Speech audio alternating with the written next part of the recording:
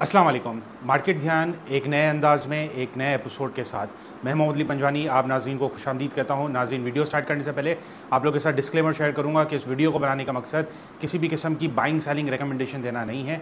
Buying selling recommendation जो official advisers होते हैं जिन्होंने SECP से एडवाइजरी का लाइसेंस लिया हुआ है, सिक्योरिटी एंड फ्यूचर एडवाइजरी का, सिर्फ वो आपको दे सकते हैं। इसके अलावा जो जिस ब्रोकरेज हाउस में आप काम करते हैं, जिस ब्रोकरेज हाउस के साथ आप एफिलेटेड हैं, वो आपको एडवाइस दे सकते हैं। इसके अलावा कोई इक्विटी डीलर, कोई एम्प्लॉय या फिर कोई जो है नॉन लाइसेंस याफ्ता आपको एडवाइस नहीं दे सकता।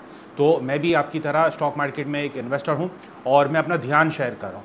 मार्केट में जो बड़े फंड्स हैं, बड़ा जो कॉर्पोरेट एनवायरनमेंट है, जो असल पैसा कमाते हैं, जो असल वैल्यू एडिशन करते हैं इस मार्केट में, कैपिटल गेन बहुत अच्छा करते हैं, तो वो एक दूसरे से ध्यान मांग रहे होते हैं, वो टिपे नहीं मांग रहे होते हैं। रिटेल इन्वेस्टर जो है वो टिपे मांग रहे होते हैं। तो लिहाजा आप जो है कोशिश करें, अपने आप को विजिलेंट रखें और कोशिश करें अपनी लर्निंग में फोकस करें और अपना ध्यान बेहतर करें। नाज़रीन, सबसे पहले बात कर लें FIPLIPI डेटा की। और FIPLIPI data one of the data है जो हमें बताता है कि मार्केट में क्या चीज़ चल रही है, मार्केट में क्या जो है वो एक्टिविटी हुई है। तो पूरे हफ्ते का FIPLIPI डेटा जो है वो मुलाहिजा करता है। नाज़रीन, सबसे पहले बात कर लें जो सबसे पहले बाइंग की है, सबसे बड़ी जो बाइंग है वो म्यूचुअल फंड्स की है। सेकंड नंबर पे अगर हम देखें तो कंपनीज़ की है। जो सेलर है वो सबसे बड़ा सेलर जो है वो बैंक्स है और दूसरे नंबर पे हम देखें तो फॉरेन कॉर्पोरेट्स है। टोटल क्या हुआ है, क्या एक्टिविटी हुई है पूरे हफ्ते, तो जैसे हमने देखा था कि तकरीबन 7000 पॉइंट की तेज़ी हुई है मार्केट में और उसको जो डोमिनेट किया है सिर्फ एक ही सेक्टर ने डोमिनेट किया है और वो है कमर्शियल बैंक्स। कंपनी ने कमर्शियल बैंक्स में सबसे बड़ी बाइंग की है नंबर 1 पे। इसके बाद जो बैंक्स है उन्होंने कमर्शियल बैंक्स के शेयर सेल किए हैं। म्यूचुअल फंड ने ऑल अदर सेक्टर में बाइंग की है। इसके बाद हम देखें तो म्यूचुअल फंड ने कमर्शियल बैंक्स में भी बाइंग की है। गोरे ने कमर्शियल बैंक सेल किया है और इंडिविजुअल ने ऑयल एंड गैस मार्केटिंग कंपनियों में प्रॉफिट टेकिंग की है। इंश्योरेंस कंपनी जो कि जेन्युइन बायर माना जाता है मार्केट का, उसने कमर्शियल बैंक में सेलिंग की है। नाज़रीन, आप लोग के साथ डे रेंज शेयर कर दूँ तो डे रेंज इस मुताबिक है, मार्केट ने लो फ्राइडे के दिन 1,30,716 का बनाया और हाई 1,32,129 का बनाया। वीकली रेंज इस मुताबिक है 1,24,521 का लो बनाया और 1,32,129 का हाई बनाया। मंथली रेंज इस मुताबिक है 1,15,887 का लो बनाया और हाई जो है मंथली का वो 1,32,129 का है। करंट PE रेशियो 7.89 का चल रहा है, एक्सपेक्टेड 8.14 का है। जो हम देख रहे थे कि पास जो मार्केट थी उसका एवरेज PE रेशियो हुआ करता था। नाज़रीन, आप लोग के साथ टेक्निकल रेंज शेयर कर दूं और ये टेक्निकल रेंज वो है जो आप मुसलसल अगर हमारे प्रोग्राम को देख रहे होंगे, सारे एपिसोड देख रहे होंगे, तो टेक्निकल रेंज उसी पे बरकरार है। हमारा जो टेक्निकल है, जो हम आप लोग के साथ चीज़ें शेयर कर रहे होते हैं, मैं खुद भी एक्सपर्ट नहीं हूँ, मैंने खुद भी कहीं से कोर्स नहीं सीखा है और जो आपको कोर्स सिखाने वाले हैं उन्होंने भी कहीं से नहीं सीखा है, वो भी 9 सीखी हैं।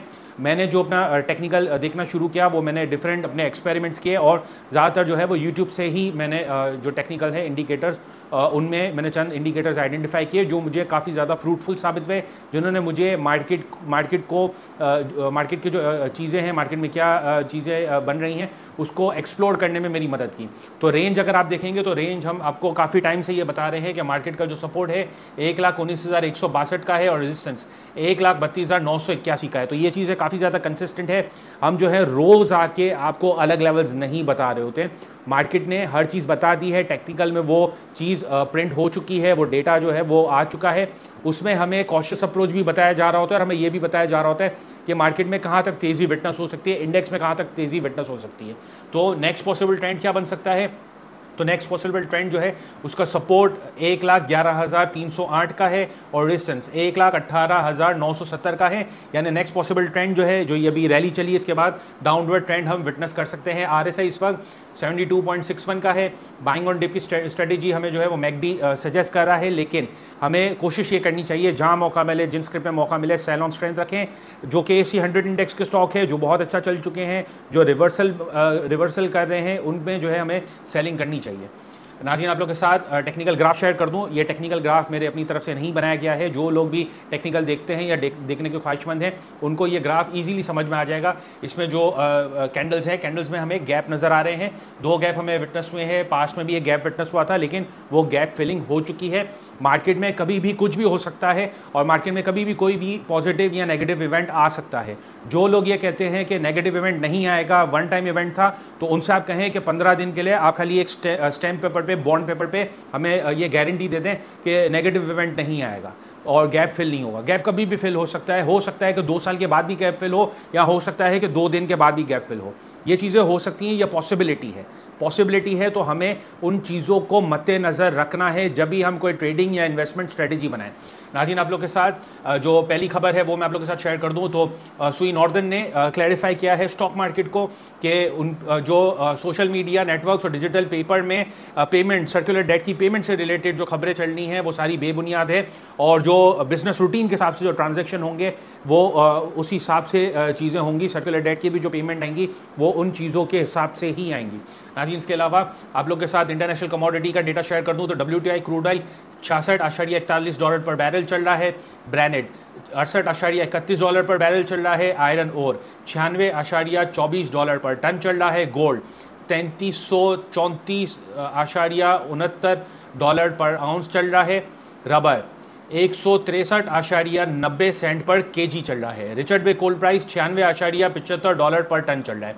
नाज़रीन, आप लोग के साथ डिलीवर्ड फ्यूचर काउंटर का डेटा शेयर कर रहा हूँ, और इसमें अगर आप देखेंगे तो कॉसम में बहुत बड़ी बाइंग खरी है। फ्री फ्लोट का 16.99% है। सेकंड नंबर पे अगर हम देखें तो PIA है, थर्ड नंबर पे GHNI है, फोर्थ नंबर पे नेटसोल है, फिफ्थ नंबर पे TPLP है, सिक्स नंबर पे अगर हम देखें तो दीवान फारूक मोटर है, 7 नंबर पे SSGC है, 8 नंबर पे प्रेमा है, 9वें नंबर पर WGL है और 10वें नंबर पर TRG है। नाज़रीन, ब्लैंक सेल रिपोर्ट आप लोग के साथ शेयर कर दूं तो सबसे बड़ी जो ब्लैंक सेल लगी हुई है वो फ्लाइंग सीमेंट में लगी है। फ्री फ्लोट का 1.76% है। सेकंड नंबर पे अगर हम देखें तो नेटसोल है, तीसरे नंबर पे SSGC है, चौथे नंबर पे GHNI है, पांचवें नंबर पे अटक रिफाइनरी है, छठे नंबर पे प्रेमा है, सातवें नंबर पर WGL है, आठवें नंबर पर कॉसम है, 9वें नंबर पर PIA है और 10वें नंबर पर ठट्टा सीमेंट है। नाज़रीन, MFS का डेटा आप लोगों के साथ शेयर कर दूं तो सबसे बड़ी जो MFS में बाइंग करी है फ्री फ्लोट का 22.28% है, वो है मैपेक फिल्म्स। सेकंड नंबर पर अगर हम देखें तो बीको है, तीसरे नंबर पर अगर हम देखें तो SSOM है, चौथे नंबर पर देखें तो ICIBL है, फ्री फ्लोट का 18%, हेल फ्री फ्लोट का 15%, पाँचवें नंबर पर है, इमेज छठे नंबर पर है, PPP पाकिस्तान पेपर प्रोडक्ट 7वें नंबर पर है, ZAL 8वें नंबर पर है, नेटसोल 9वें नंबर पर है और फ्लाइंग 10वें नंबर पर है। नाज़रीन, आप लोग के साथ पंजवानी इंडेक्स मैंने काफ़ी अरसे से शेयर किया हुआ है और फ्री ग्रुप्स में मैंने शेयर किया था, मेरे जितने व्हाट्सअप ग्रुप्स है, अब जो है मैंने व्हाट्सअप चैनल बना लिया है, उसमें भी जो मैंने पास्ट में 2 जून तक डेटा शेयर किया था वो मैं आप लोग के साथ शेयर कर रहा हूँ, और उसमें जो है वो IGIHL ने रिटर्न दिया है, बहुत अच्छा रिटर्न दिया है।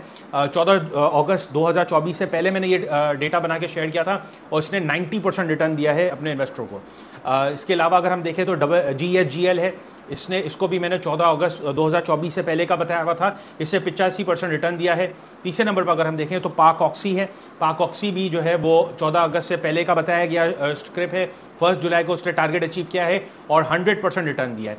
नाज़रीन, इसके कंपैरेटिवली अगर हम देखें तो KSE 100 इंडेक्स ने पूरे साल में 55.80% जो है वो रिटर्न दिया है।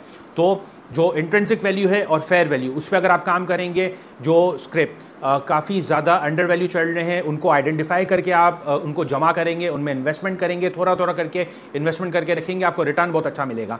आप स्पेकुलेशन करेंगे, आप ट्रेडिंग करेंगे तो आप कमीशन भी ज़्यादा देंगे और आप फीस भी ज़्यादा देंगे। जो टेक्निकल कोर्स कर रहे होंगे, जिस व्हाट्सअप ग्रुप में आप ज्वाइन हो रहे होंगे, उनकी फीस भी आप ज़्यादा देंगे, उसका रिटर्न आपको नहीं मिलेगा, आप कैपिटल गेन नहीं कर पाएंगे। इस मार्केट को एक बार समझ लें, एक कंपनी को एक दिन में एक बार समझ लें, आपको चीज़ समझ में आ जाए, इसके बाद आप थोड़ा थोड़ा करके उस कंपनी में इन्वेस्टमेंट करें। ये मार्केट ऐसी है कि साल में बहुत अच्छा रिटर्न देने की सलाहियत रखती है। 30-40% रिटर्न देना कोई बड़ी बात नहीं इस मार्केट के लिए। नाज़रीन, आप लोग के साथ एक और न्यूज़ शेयर कर दूं। नेशनल टैरिफ कमीशन ने जो है वो जो चाइना से इंपोर्ट हो रहा था स्टील, इसमें अगर हम देखें तो गैल्वेनाइज स्टील कॉइल्स हैं और शीट है, उसमें 29% एंटी डंपिंग ड्यूटी लगा दी है, जिसकी वजह से हम इंटरनेशनल इंडस्ट्री में हम देख रहे हैं कि एक रैली बन रही है। और इंटरनेशनल इंडस्ट्री आप लोगों के साथ सजेस्ट किया गया था पंजवानी इंडेक्स में, और इसका फेयर वैल्यू भी मैं आप लोगों के साथ शेयर कर रहा हूँ। इसका आधा तो शुमार इस मुताबिक है, थर्ड क्वार्टर में इसने जो अर्निंग बनाई है वो 4.11 की बनी है। इसका PE रेशो 11.72 का है। इसकी बुक वैल्यू 301.55 की है। इंट्रेंसिक वैल्यू 155.24 का है। फेयर वैल्यू 210.93 का है। ये भी 210.93 को हिट करने जा रहा है। डेट टू इक्विटी रेशियो इसका 83.04 का है। जो मंथली RSI है इसका वो 62.08 का है। इसका मंथली सपोर्ट 135 रुपये 55 पैसे है। इसका मंथली पिवट जो बन रहा है 173 रुपये 93 पैसे है। मंथली रेजिस्टेंस 112 रुपये 32 पैसे है। नाज़रीन, इसके अलावा ISL है। ISL भी जो है बहुत अच्छा परफॉर्म कर रहा है, लेकिन ISL के मैं फंडामेंटल शेयर फिलहाल नहीं कर रहा। और इंटरनेशनल इंडस्ट्री भी जो है वो मैं लिस्ट से हटा दूंगा। 210 का जो ये फेयर वैल्यू है वो अचीव कर लेता है, क्योंकि इसकी चीज़ें जो है वो आगे जाके डेवलप होंगी और मुझे स्पेकुलेशन ना करना है, ना आप लोगों को कराना है। इन चीज़ों के पेश नज़र मैं सिर्फ आप लोगों के साथ इसके टेक्निकल शेयर कर रहा हूँ। आगे जाके स्लोली ग्रेजुअली जो है ये इनके जो बुक्स है वो इम्प्रूव होंगे और इनकी अर्निंग इम्प्रूव होगी और फिर जो है ये एक नया लेवल दिखाने की काबिलियत रखता है। तो वो उस टाइम पे मैं आप लोगों के साथ इसकी जो फंडामेंटल्स है शेयर करूँगा। INL भी जो है वो 210 का फेयर वैल्यू अचीव करने के बाद मैं इसको इस लिस्ट से हटा दूंगा। तो ये अगर देखा जाए तो अभी वीकली ग्राफ पे अगर इसके चीज़ें देखें तो 97.65 पे इसका रेजिस्टेंस है। इसको अगर ब्रेक कर लेता है तो ये 108 तक और फिर 123 तक जाने की सलाहियत रखता है। नाज़रीन, आप लोग के साथ लोड्स का डेटा शेयर कर दूं तो लोड्स भी पंजवानी इंडेक्स में मैंने शेयर किया हुआ है। इसके फंडामेंटल्स इस मुताबिक हैं। थर्ड क्वार्टर में जो इसने अर्निंग दी है 1 रुपये 14 पैसे की इसकी थर्ड क्वार्टर की अर्निंग है।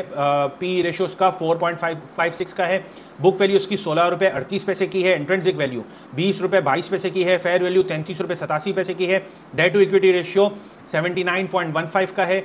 इसका मंथली RSI 57.65 का है। मंथली सपोर्ट 9 रुपये 29 पैसे का है। मंथली पेवेट 13 रुपये 18 पैसे का है और मंथली डिस्टेंस 17 रुपये 7 पैसे का है।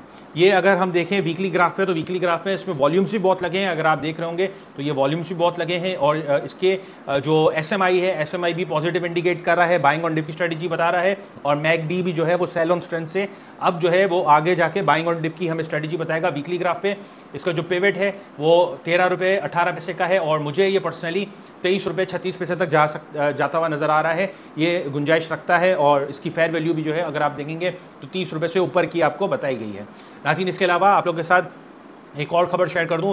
बिजनेस रिकॉर्डर का ये आर्टिकल है और मैं आप लोग से रेकमेंड करूंगा कि जितना हो सके आप बिजनेस रिकॉर्डर पढ़ें। आप किसी की बात ना माने, आप बिजनेस रिकॉर्डर पढ़ें। ये आदत आप अपनाएं। आप अपने बच्चों को भी जो है वो फाइनेंशियल अगर लिटरेसी देना चाह रहे हैं तो आप बिजनेस रिकॉर्डर उनको पढ़ाएं। बिजनेस रिकॉर्डर पढ़ने से आपकी जो लर्निंग है उसमें मुसलसल इजाफा होगा और आप जब राइट टाइम पर राइट इन्फॉर्मेशन होगी किसी कंपनी से रिलेटेड तो आप उसको कैपिटलाइज कर सकते हैं, आप उसमें नफ़ा कमा सकते हैं। तो जो बिजनेस रिकॉर्डर का आर्टिकल है उसमें यह बताया जा रहा है कि टेक्सटाइल मैन्युफैक्चर ने टेक्नोलॉजी और EV सेक्टर में जाने का इरादा रखा है और अपनी जो बिजनेस है बिजनेस को एक्सपेंड करना चाह रहे हैं। कंपनी है बिलाल फाइबर लिमिटेड, उन्होंने पाकिस्तान स्टॉक एक्सचेंज को ये बताया है, ये नोटिस जारी किया है कि उन्होंने जो है वो अपने बिजनेस को ब्रॉडन कर रहे हैं और सेकेंडरी लाइन बिजनेस पे वो फोकस कर रहे हैं क्योंकि टेक्सटाइल सेक्टर काफ़ी ज़्यादा हिट ले रहा है। और मैंने जो है आप लोग को पास्ट की वीडियो में भी बताया था कि इस तरह की एक्टिविटी होगी। क्या मैंने आपको बताया था, आप इसको देख लें। स्टॉक मार्केट में जो लिस्टेड कंपनीज हैं वो अपना बिजनेस मॉडल चेंज करेंगी। ज़्यादातर आपको जो टेक्सटाइल रिलेटेड कंपनीज हैं उनके जो बिजनेस डायनामिक्स हैं, बिजनेस मॉडल है वो चेंज होते हुए नजर आएंगे। वो 3 व्हीलर और बाइक्स बनाने में वो ज़्यादा फोकस करेंगे और उनके मटेरियल इन्फॉर्मेशन भी आपके सामने आएंगी कि वो जो है उनके बाद जो रिजर्व में पैसा पड़ा है तो वो जो है बाइक्स और जो रिक्शा है उसके प्लांट लगाने पे फोकस करेंगे। तो गवर्नमेंट का जो है ये जो नेशनल इलेक्ट्रिक व्हीकल पॉलिसी आई है इसमें प्योरली जो 2 व्हीलर्स हैं और 3 व्हीलर्स हैं उनको इंसेंटिव देने का यानी इरादा है। और जो लिस्टेड कंपनीज हैं हमारी जिसमें जो टेक्सटाइल कंपनियां जो बंद हो चुकी हैं या जो है कुछ कंपनियां ऐसी होंगी जिनके मालिक भी चेंज होंगे तो वो जो है इस बिजनेस मॉडल को जो है वो फॉलो करेगी और इससे जो है जितना फ़ायदा उठाना चाहेंगे तो वो उठाएंगे।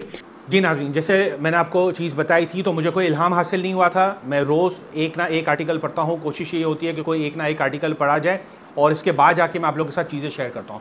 तो जो ग्रुप है वो उसका लिंक मैं आप लोगों के साथ शेयर कर दूंगा। ये ग्रुप नहीं है, बेसिकली ये व्हाट्सअप का चैनल है और इसमें मैंने ADMM के बारे में बताया था कि फोकस ऑन ADMM टिल 72 और ये जो मैंने बताया था ये ट्यूसडे का है, पास्ट ट्यूसडे का है। और ADMM अगर हम देखें तो ये भी बहुत अपने रिकॉर्ड सतह पे जा चुका है और ये अपना जो फेयर वैल्यू है वो भी अचीव करने की सलाहियत रखता है। उसकी बुनियादी वजह ये है कि कंपनी रिवाइव हो रही है और कंपनी की अर्निंग में बेहतरी मुतवक्के है, एक्सपेक्टेड है। नाज़रीन, last but not not least जो एक्टिविटी हुई है लास्ट वीक में, सबसे अच्छी जो एक्टिविटी हुई है वो मुझे नज़र आ रहा है पर्सनली बैंक ऑफ पंजाब में हुई है। इसके फंडामेंटल्स आप लोगों के साथ शेयर कर दूं तो फर्स्ट क्वार्टर की जो इसकी अर्निंग है 0.55 है। इसका जो पी रेशियो है 5.30 का है। इसका बुक वैल्यू 26 रुपये 74 पैसे की है। इंट्रिंसिक वैल्यू 11 रुपये 3 पैसे का है। फेयर वैल्यू 15 रुपये 5 पैसे का है। डेट टू इक्विटी रेशियो इसका काफ़ी ज़्यादा बड़ा है, जो ये शरिया कंप्लाइंट स्टॉक नहीं है। मंथली अगर हम देखें RSI तो 65.59 का है। मंथली सपोर्ट 6 रुपये 35 पैसे का है। मंथली पेवेट 8 रुपये 81 पैसे का है। मंथली रेजिस्टेंस 12 रुपये 79 पैसे का है। तो BOP भी जो है बहुत अच्छा एक्टिव लग रहा है, और BOP के भी अगर आप वीकली ग्राफ देखेंगे तो बहुत अच्छा एक तगड़ा वॉल्यूम लगा है, और सारी चीज़ें इंडिकेट कर रही हैं हमें कि ये ऊपर की तरफ जाने के लिए फुल रेडी हैं। इसमें अगर हम देखें तो SMI भी जो है उसने पॉजिटिव इंडिकेट कर दिया है, RSI भी ऊपर की तरफ है, और MACD भी जो है वो जो सेल ऑन स्ट्रेंथ है वो वीक होता जा रहा है। बाइंग ऑन डिप की MACD हमें सजेशन दे देगा, तो ये 15 रुपये तक जाने की सलाहियत रखता है। नाज़रीन अब तक के लिए इतना ही, मुझे दीजिएगा इजाज़त। अल्लाह हाफ़िज़।